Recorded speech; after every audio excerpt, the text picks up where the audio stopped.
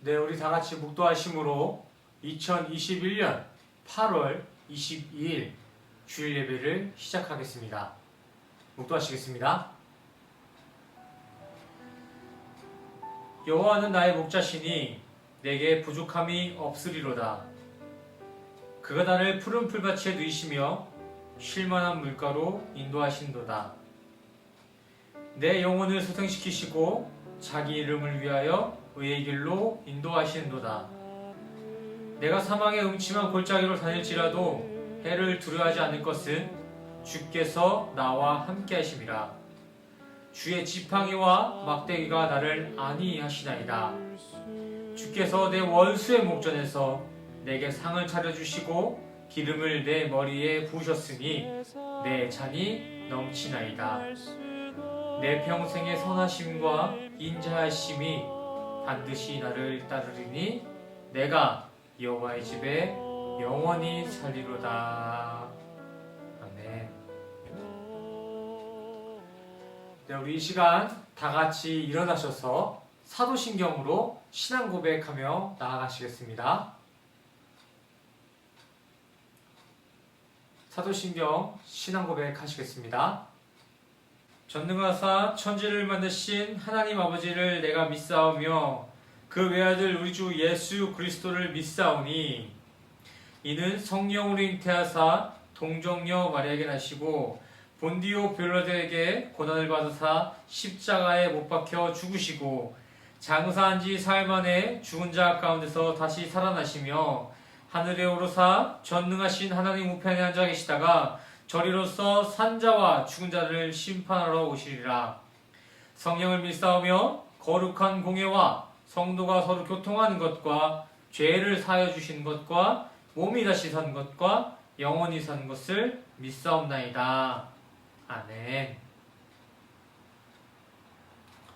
네, 모두 착석해 주세요. 네, 오늘 본 말씀은 전도서 3장 1절에서 11절까지의 말씀 드리겠습니다. 전도서 3장 1절에서 11절까지의 말씀이 기니까 제가 한 절, 성도님들이 한 절 이렇게 교독하며 나아가시겠습니다. 1절 제가 먼저 읽겠습니다. 천하의 범사가 기한이 있고 모든 목적이 이룰 때가 있나니.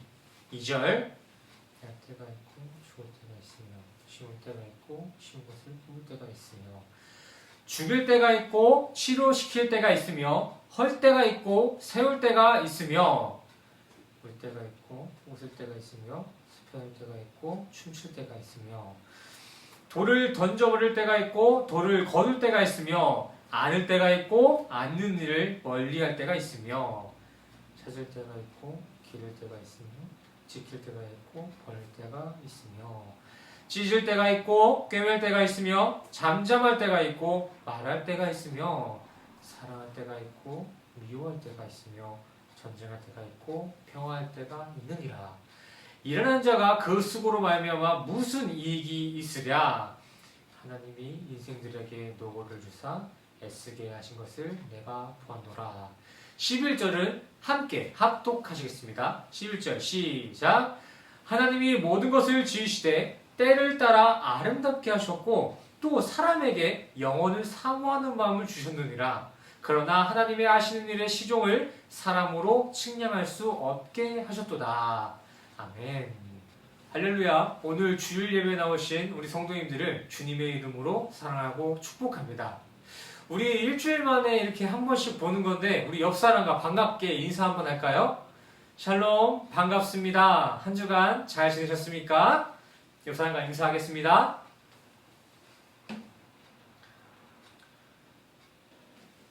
저는 먼저 설교에 들어가기 앞서 저희 지금 한국 근황에 대해서 우리 성도님께 알리길 원합니다. 우리 김나연 사모님은 수술을 잘 마치셨고 마무리 회복 중에 있습니다. 아직 수술의 그 통증이 조금 남아있어서 힘들어하긴 하지만 수술 경과가 참 좋아가지고 2주 정도 지나면은 이 통증 회복도 잘 회복될 거라고 이렇게 예상하고 있습니다. 우리 사모님이 이렇게 수술에 들어가기 전까지 얼마나 많은 하나님의 도움을 받았는지 모르겠습니다. 시작부터 끝까지 전부 다 하나님의 은혜였습니다. 이번에 우리 부부가 체험했던 이 이야기들은 필리핀에 돌아가서 함께 간증 시간을 가져보도록 하겠습니다. 또한 그동안 물심양면으로 도와주시고 기도해주시고 이렇게 신경 써주신 모든 성도님들께 이 자리를 빌어서 심심한 감사의 말씀을 올려드립니다. 다시 한번 감사드립니다. 남아있는 치료들도 잘 받고 곧장 돌아가겠습니다. 자, 이제 오늘 설교를 한번 나눠보도록 하겠습니다. 먼저 설교에 앞서서 오늘 함께 읽으셨던 그 본문 말씀 중 중심 구절인 11절만 함께 합독해 보겠습니다. 11절 읽겠습니다. 시작!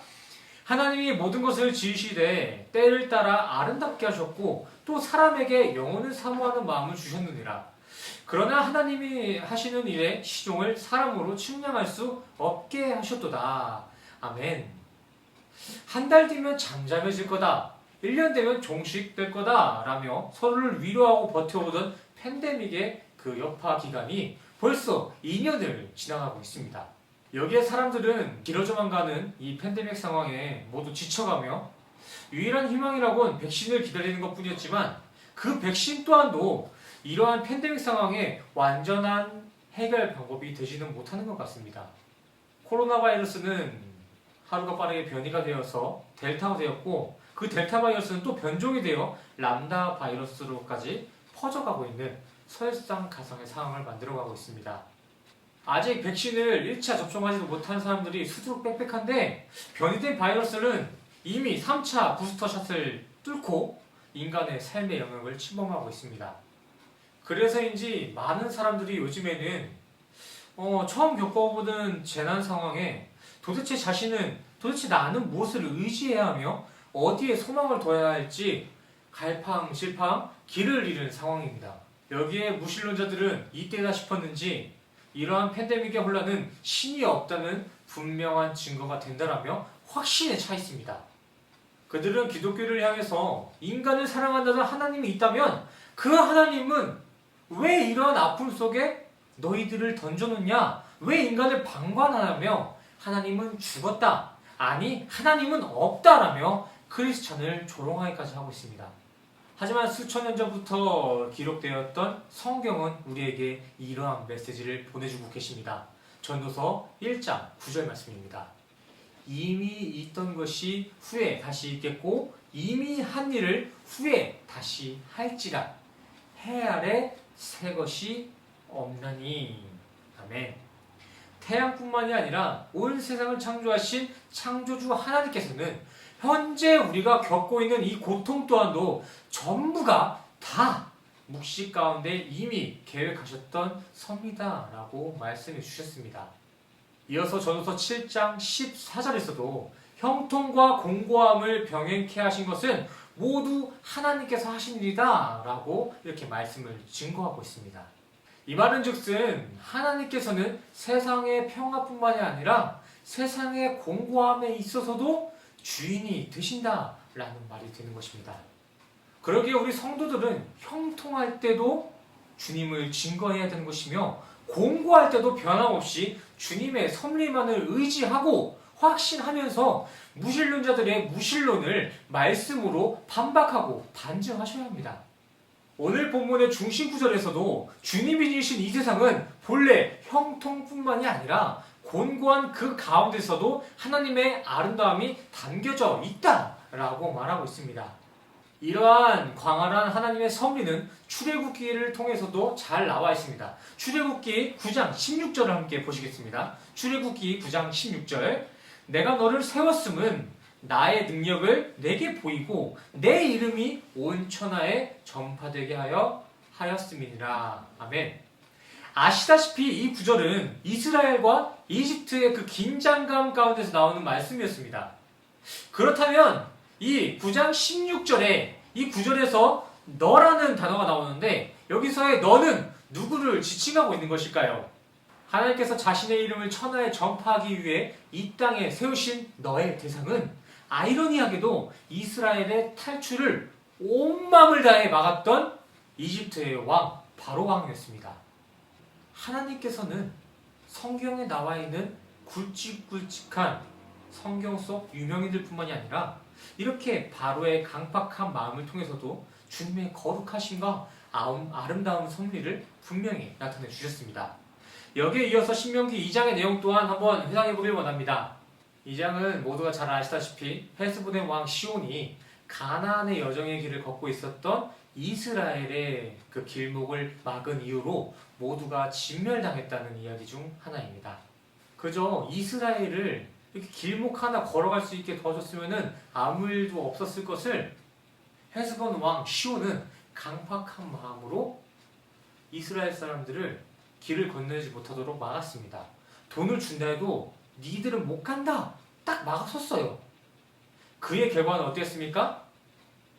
잠깐 이스라엘의 길을 막은 그 결과는 진멸이었습니다. 모든 남자들은 죽어버리고 모든 재산까지 이스라엘에게 존속되었어요. 여기서 반드시 기억해야 할 부분은 2장의 30절 부분입니다. 30절 한번 보실까요? 헤스본 왕 시온이 우리의 통과하기를 허락지 아니하였으니 이는 너의 하나님 여호와께서 그를 내 손에 붙이시려고 그 성품을 완강케 하셨고 그 마음을 강팍해 하셨습니다. 오늘날과 같으니라. 여기서 시온 왕을 강팍하고 완강하게 하신 것 또한 하나님이셨습니다. 악한 사탄이 시온을 욕한 게 아니에요. 이렇게 하나님께서는 이러한 시온의 완강하고 강팍한 마음을 통해서도 이스라엘의 여정을 지켜주시고 이스라엘을 이전보다 더 유익한 방향으로 친히 인도해 주셨습니다. 하나님은 이렇게 인간의 악한 성품을 통해서도 선한 이들의 신앙의 여정을 지켜주시기도 하셨습니다. 이와 같이 하나님께서는 선과 악을 나누지 아니하시고 선과 악 모두 다 합력시켜서 최고의 방법으로 우리 성도들을 최고의 선으로서 세우시고 악인들을 모두 진멸시키십니다. 하나님께서는 악과 선, 악인과 선인, 의인과 죄인 할 것 없이 파스, 모든 지구 만유의 주인이세요. 인간의 사고로 나뉘어진 선과 악, 그 선한 이미지의 생명의 잉태와 치료, 사랑, 이러한 선한 인간의 이미지에서 뿐만이 아니라 찢어짐과 전쟁, 죽음 가운데서도 하나님이 지으신 아름다움이 주관하고 있다는 것입니다. 광활하신 하나님의 영역을 선이나 악이라는 이런 한 군데에만 몰아넣는 것, 임의대로 선과 악을 둘로 나누는 행위는 명백한 교만의 죄입니다. 죄, 악이에요. 주님 안에서는 인간이 생각해놓은 이렇게 구별해놓은 선도, 인간이 멸시한다는 그 악의 모습도 이렇게 둘로 나눠지지 않고 그 모두가 하나님의 발 아래, 주님의 섭리 아래 가장 좋은 방법으로 사용되어진다는 것입니다. 그렇기 때문에 우리 성도님들은 악과 같은 팬데믹 상황이든 전쟁이 판치는 혼돈의 세상이든 두려워하거나 낭망하여 그 상황을 피해서는 안 되며 더욱 강건한 마음을 가지고 그 믿음을 가지고 다가오는 세상의 고난을 직면하셔야 됩니다. 디모데후서 1장 7절에서 8절까지의 말씀을 보시겠습니다. 하나님이 우리에게 주신 것은 두려워하는 마음이 아니요 오직 능력과 사랑과 절제하는 마음이니 그러므로 너는 내가 우리 주를 증언함과 또는 주를 위하여 갇힌 자된 나를 부끄러워하지 말고 오직 하나님의 능력을 따라 복음과 함께 고난을 받으라. 아멘. 말씀을 보세요. 하나님께서 말씀을 통해 우리에게 주신 것은 데일리아, 세상을 두려워하는 두려움의 마음이 아니고 디나미스와 아가페, 하나님의 능력과 세상을 이겨나갈 사랑과 절제하는 마음입니다. 이 진리는 기도원이나 모세, 다윗과 같은 믿음의 거장들만이 이러한 능력이 주어지는 것이 아니라 주와 연합된 우리 성도들 모두에게 이 세상을 담대히 이겨나갈 능력과 사랑과 절제가 주어진다는 것입니다. 우리 성도들은 바로 이 능력과 사랑과 절제라는 그 믿음으로 인해서 묵시 가운데 일어난 영적 전투에서 이미 주님과 함께 승리하였습니다.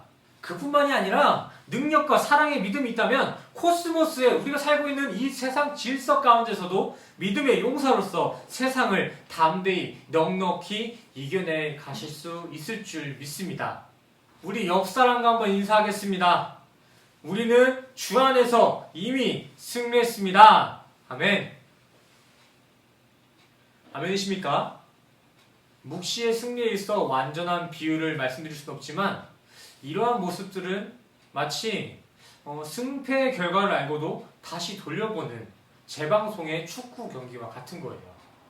승리를 확인하고 다시 재방송으로 확인하는 그 축구 경기에는 패배에 대한 불안감이 있을 수 없습니다. 이미 승리했다는 것을 알기 때문이죠. 그저 어떻게 골을 넣고 어떤 전략으로 승리했는지 그걸 또 확인하고 확신할 뿐 경기를 보면서 그 재방송 경기를 보면서 이러다 지는 거 아니야? 하면서 불안해하는 경우가 없다고요. 설령 경기 중에 선제골을 먼저 내어준다고 해도 결과를 이미 알고 경기를 보는 것이기 때문에 승리에 대한 확신은 흔들리지 않아요. 이러한 모습이 바로 묵시의 최후 심판에 임하는 성도의 자세가 되어야 할 줄 믿습니다. 이에 이어서 삼층천을 다녀온 사도 바울의 모습을 한번 보시겠습니다. 삼층천의 하늘을 다녀온 사도 바울은 로마서에 이러한 기록을 남겼습니다. 로마서 5장 3절 4절 읽어보겠습니다. 다만 이뿐만이 아니라 우리가 환난 중에도 즐거워하나니 이는 환난은 인내를, 인내는 연단을, 연단은 소망을 이루는 줄 알미로다. 아멘. 고린도후서 12장의 사도 바울의 고백을 보시면 사도 바울은 예수를 만난 뒤 끔찍한 지병을 앓은 채 온갖 고난과 순환을 겪으며 한평생을 살아갔습니다. 하지만 그는 5장의 말씀과 같이 예수 그리스도로 말미암아 하나님과 더불어져 화평과 연합을 이뤘기 때문에 그러한 악조건 속에서도 인내와 연단과 소망을 발견하며 되려 고난이 유익이다 라는 담대한 고백을 남길 수 있었습니다. 바울은 삼천층에서 봤던 승리의 주인공이신 그 하나님이 지금 내가 이 땅에서 믿고 있던 그 하나님과 동일하다는 것을 거울을 보듯 확인했기 때문에 그에겐 잠깐 이 땅에서의 고난은 천국 승리를 향해 달려가는 하나의 여정일 뿐이었습니다. 멋지지 않습니까? 하지만 이러한 고백은 사도 바울의 고백일 뿐만이 아니라 최후 승리의 주인이 하나님이시다라는 것을 믿으시는 성도라면 이 정도 고백은 우리 성도들 모두에게 나와야 되는 거예요. 물론 우리 성도님들 모두가 팬데믹 여파로 정말 어려운 삶을 사시고 각박한 삶을 이렇게 살고 있는 줄 압니다. 하지만 정말 우리가 하나님과의 연합, 그 화평을 이룬 에클레시아의 교회이고 참 크리스찬이 맞다면 결코 우리 성도들 가슴 안에 주어진 그 소망의 불은 꺼져서는 안 됩니다. 하나님이 정말 최후 심판의 주관자이심을 믿으신다면 우리는 이 생에 나타나는 고난과 역경에도 승리의 확신을 잃어서는 안 된다고요. 하나님의 참 승리자이심을 믿는다면서 최후 심판 앞에서 불안감이 남아있다는 건 정말 어불성설입니다. 이와 마찬가지로 팬데믹이라며 신앙의 끈을 놓쳐버리고 먹고 살기 힘들다고 말씀의 맥을 끊어내신다면 그것은 세상을 핑계할 게 아니라 먼저 정말 내가 참된 크리스찬이 맞았는지 한번 뒤돌아볼 필요가 있으실 것 같습니다. 제가 성도님들의 신앙을 함부로 이렇게 막말하는 것이 아니라 진짜 크리스찬에겐 세상의 환경을 초월할 수 있는 능력과 사랑이 있기 때문에 성도에겐 그러한 고난 또한도 분명 유익이 될 거다라고 성경이 증거하고 있습니다. 막말로 신앙생활을 조금 여유있게 게을리 한다고 해서 팬데믹 상황이 막 좋아진다거나 말씀의 맥을 끊고 말씀을 읽을 시간을 조금 덜어서 일을 하신다고 할지언정 살림살이는 그렇게 눈에 띄게 좋아지지 않을 것 같습니다. 주변을 보세요. 재벌들이 전부 다 행복하게 살고 있습니까? 우리나라의 최대 부인 삼성가에서도 자살 사건이 일어났고요. 전 세계적으로 부자의 이름을 올렸던 빌 게이츠 부부 또한 불행한 이혼을 맞이했습니다. 세상의 부유함이 인간의 행복의 키는 아니라는 것이겠죠. 또한 세상의 부와 명예를 모두 가졌었던 솔로몬도 잠언과 전도서를 통해 자신의 생애를 이렇게 정리하고 있습니다. 내가 최고의 자리에서 살아봤더니 그 모든 것들은 다 헛된 것이었더라. 인간이 뭘 열심히 계획한다고 해도 그 결국에 그 계획을 인도하시는 것은 모두 하나님이셨습니다. 그리고 우리가 살아가는 이 세상에 있어서 인간이 뭐라도 되는 것 마냥 착각하면서 살고 있지만 인간은 하나님이 도우시지 않으면 그저 들판을 뛰어다니는 들짐승과 같았음을 나는 느꼈습니다. 라고 고백했습니다. 솔로몬의 고백과 같이 인간의 노력과 계획이 아무리 그럴듯해 보인다고 해도 결코 영혼을 가를 수 있는 심판대 앞에서는 일절 소용이 없습니다. 화려한 스펙과 부와 풍요는 전부 다 땅에 두고 오는 거예요. 차갑게 느끼실 수도 있겠지만 정말 하나님의 은택이 없다면 우리 인간은 들에 뛰어다니는 들짐승과 다를 게 하나도 없어요. 창세기를 한번 보실까요? 우리 인간이 본래 무엇이었는지 한번 찾아보시겠습니다. 창세기 2장 7절 한번 보시겠습니다. 여호와 하나님이 땅의 흙으로 사람을 지으시고 생기를 그 코에 불어넣으시니 사람이 생명이 되니라. 아멘. 잘난 너나 못난 나나 할 것 없이 본래 우리 인간들은 모두가 아파르 흙입니다. 흙. 아니 아파르 원어 해석대로라면은 흙도 아니라 회색 먼지 띠끌입니다. 띠끌. 본래 우리 인간이라는 존재는 주님이 도움이 없으면 바람이 불면 그 바람에 휩쓸려 가고 물이 차면 물에 녹아버리는 띠끌과 같은 존재. 그러한 띠끌과 같은 존재가 인간의 실존이었습니다. 지금 저는 단순하게 인간의 허무주의나 비관주의를 찬양하는 것이 아니라 단지 우리 인간은 하나님의 은혜가 없다면 우리 인간은 아무것도 아니다. 띠끌일 뿐이다 라는 절대적인 진리를 성도님들께 말씀드리는 것입니다. 하지만 주님의 손을 붙잡고 있는 우리 성도님들은 절대 소망을 잃지 않으시길 바랍니다. 우리가 아무리 아파르, 회색 먼지, 띠끌과 같은 존재로 혼돈의 시대를 살고 있다 한들 주님의 손만 놓지 않는다면 우리 성도의 신앙은 물이나 바람에 흩어지지 않을 수 있습니다. 뿐만이 아니라 우리의 삶 가운데 하나님과의 동행이 이루어진다면 팬데믹의 역경 또한 충분히 감당할 수 있을 것이며 거친 고난과 환난 동안 우리의 신앙의 뿌리를 더욱 견고하고 강건케 할 재료로서 사용될 줄 믿습니다.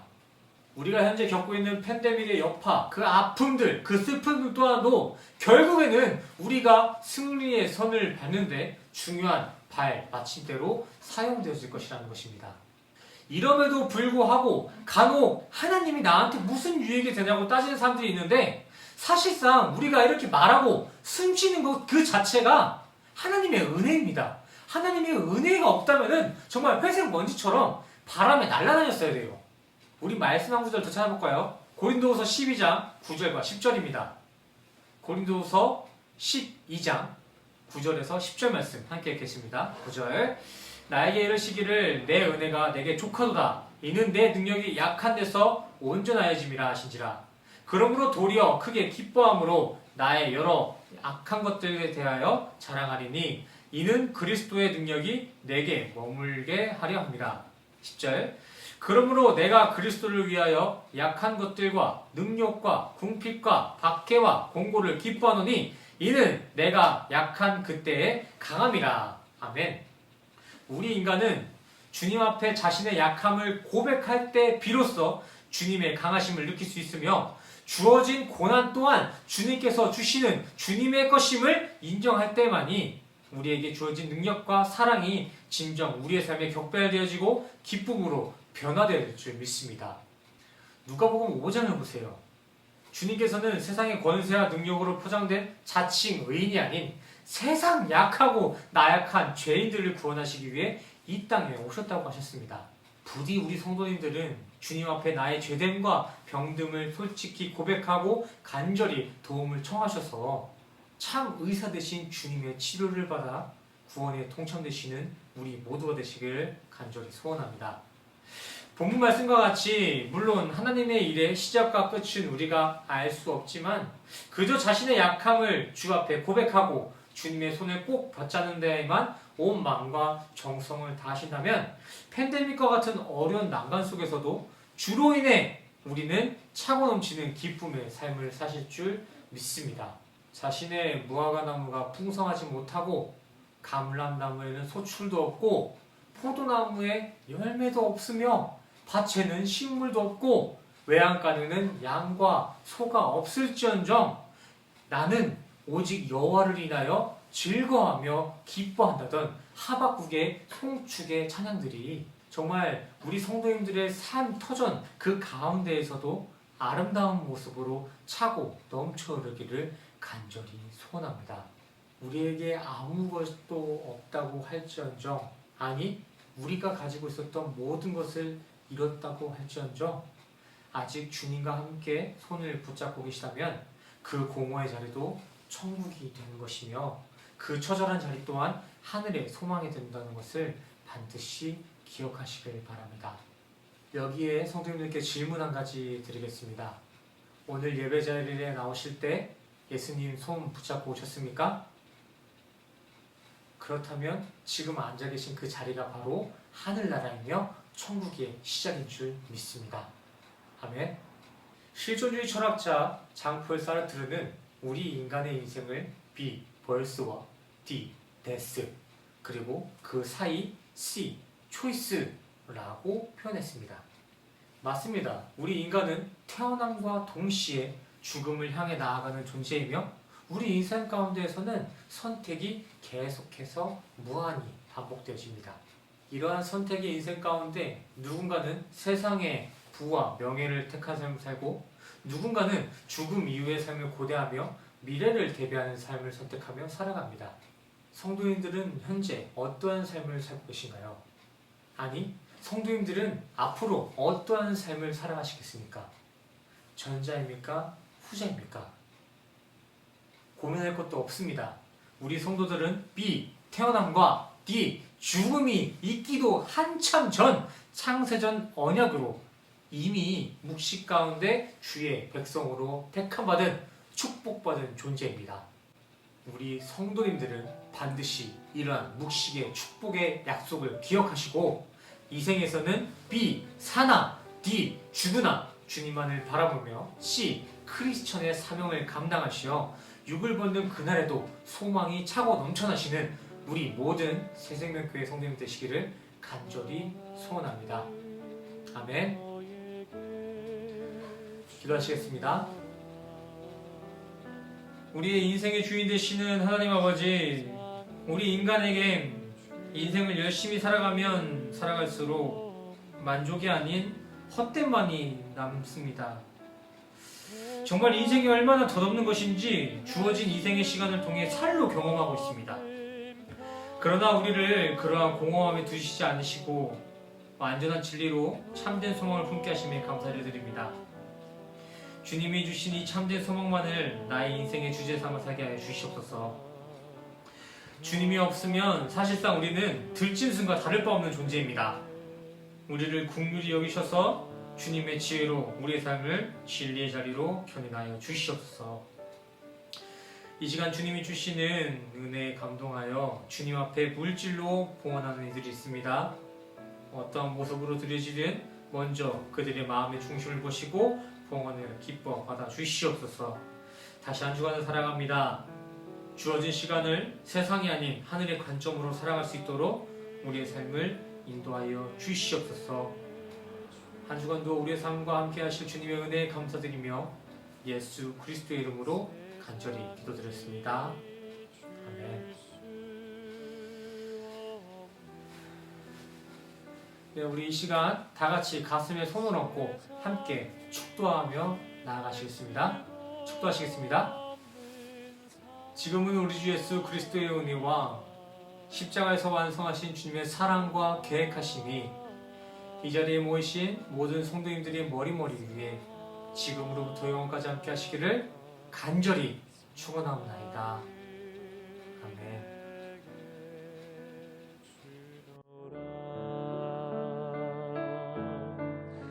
세상이 알 수도 없는 사랑